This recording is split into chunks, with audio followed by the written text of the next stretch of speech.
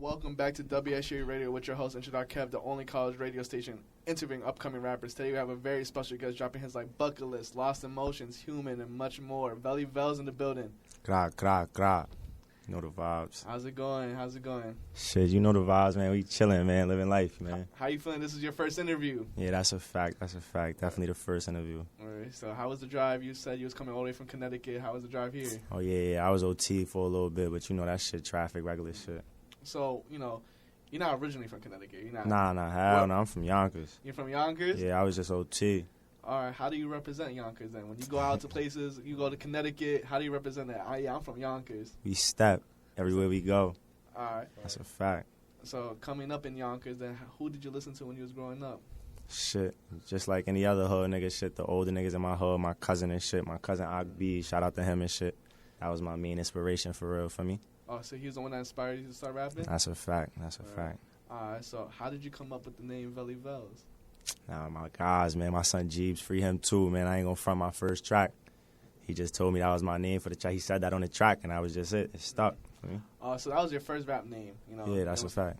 Well, all right, so do you have a memory, like you just spoke about your first rap when he brought you in the studio, like do you ever remember, like, can you give us a story about the first studio session? Shit, that shit was in the crib, just like for me, like, everybody in the crib.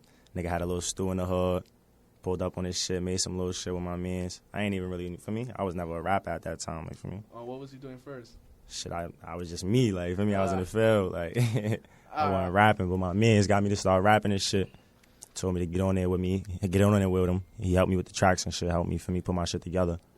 And after that, I just ran with that shit. So, your mans was the first person that believed in you? My son Jeeves, that's a fact. So, Gangster. We see we got people here around. You want to introduce who? Yeah, that's 730 with me. Plow, P-Low. Got Blaze over there in the cut. You know the vibes. Who's the most littest one in the group? Y'all go to a function, y'all go to a party. Like, nah, he need to be there. Everybody need to be there. You feel me? We stepping everywhere we go. But shout out to my nigga Lucy, fresh home. He just did 5. That's the life of the party right there. You know what I'm saying? All right. It's a fact.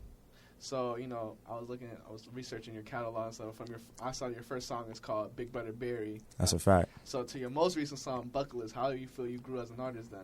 Shit, tremendously. I definitely did. I definitely went through a lot of stages, different phases and shit.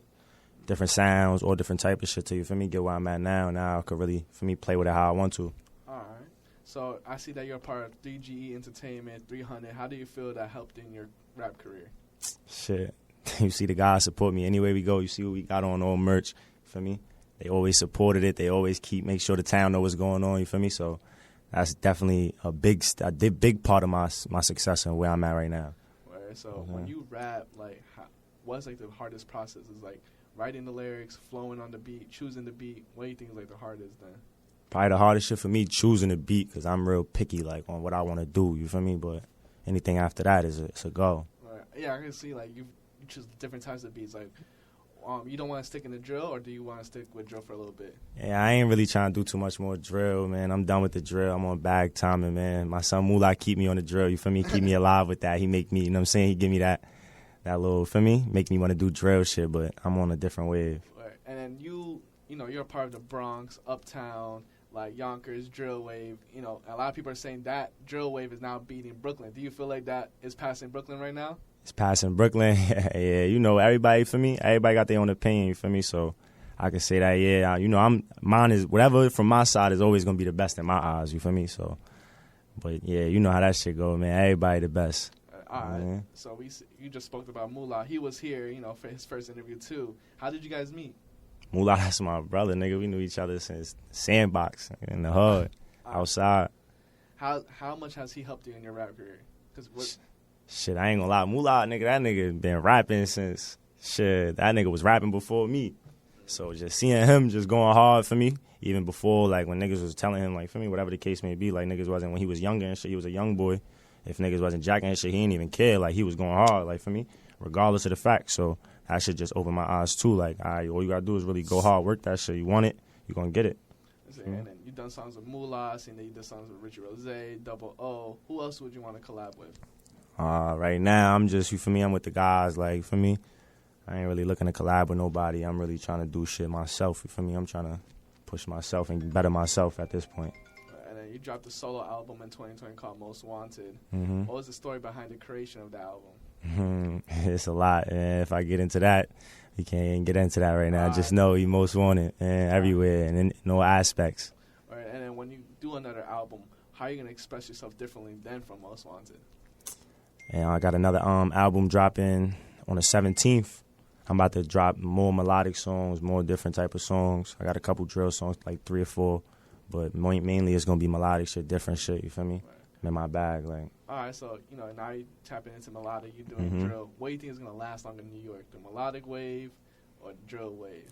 I ain't gonna lie, the people love that drill shit in New York. I ain't gonna lie, they wanna hear that. You feel me? That shit always gonna be alive, but the melodic shit is everywhere. You feel me? That shit work global, like, so What made you want to drop that tape in 2020, The Most Wanted? Shit, I ain't gonna lie. I gotta, you feel me? I gotta drop, bro. You can't just be holding music at this point, you feel me? So at this point, I'm just trying to drop as many projects. I look at people like YB, Youngboy, you feel me? They dropping, so they dropping tapes, projects, they ain't stopping. So at this point, I ain't gonna stop, you feel me? I'm gonna just keep dropping. So, and then, as an artist, like, do you feel like an upcoming artist should drop a tape or should just drop singles until one hits?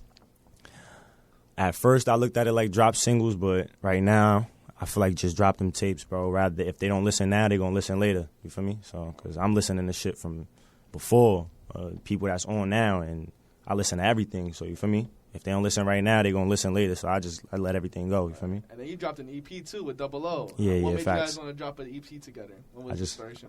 I wanted to drop that little EP to get, growl it up before I drop this next album that I got coming out.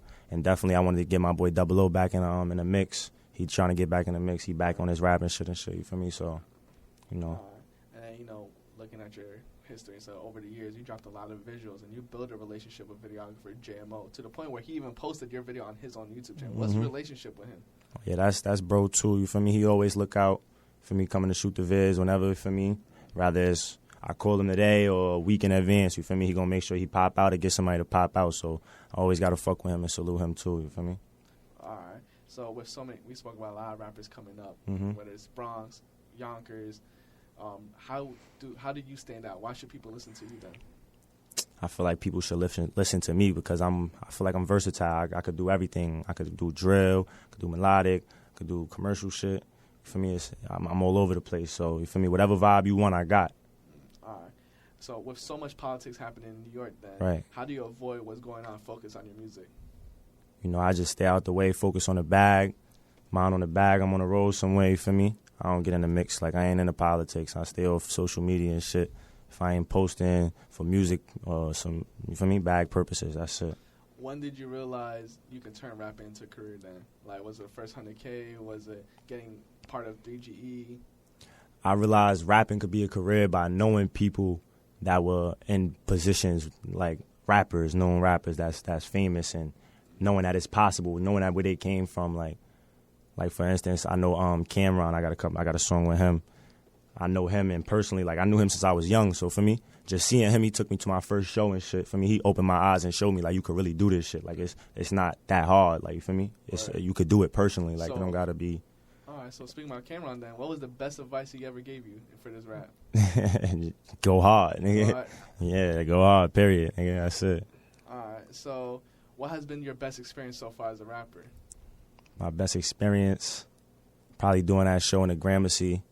That was fire. Yeah, doing shows that's a great look. When you rapping, definitely should get into shows. If you a rapper, it's amazing. You feel me? It's a good feeling. Right. Yeah, it is a good feeling. How does it feel then? Like you rapping, people are just saying the lyrics back to you the same. How does that feel like? It's like a high of its own. Right. For real. Especially when you go to Yonkers, before you're probably just walking down. Now when you go to Yonkers, people are like, yo, let me take a flick with Velly Vellz. How does that feel? Nah, yeah. You know how that shit go, you feel me? Try to get niggas flicks and shit. I don't try to be crazy, you feel me? Act Hollywood and none of that. Let that shit get to my head. Alright, well, yeah. So how do you keep it like not Hollywood then? Like, you don't want to, how do you stay true to people? Stay around the guys. They always keep me humble. They let me know, they keep me down to earth, you feel me? Let me know this shit real. This is real life, so you can't, for me, you could be up one day, you could be down the next, so you feel me? So what has been your best life lesson you ever learned then? My best life lesson, I got a lot of those. Like, you want to tell one lesson? One lesson, And I ain't got no lessons for you. All right, no, it's okay. So, besides the tape, what can we expect from you in the future? You know, like more visuals, performances. What can we expect? Definitely performances, more visuals. I got a lot of videos dropping June, man. You know what I'm saying? I'm going to have a lot going on, man. Just stay in tune. Stay in tune? Yeah, stay in tune. Where a lot of people will be in tune and watch.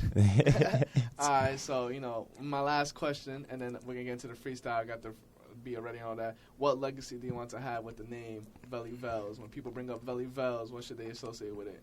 When they bring up Velly Vellz, know I'm about that check, and I'm going to do whatever's necessary to secure the safety and the prosperity of my family. Nigga, that's it. Straight like that. All right, best. So, thank you for tuning in to WSJU Radio. We're going to take a music break, come back, and he's going to do a freestyle. Where can people find you out?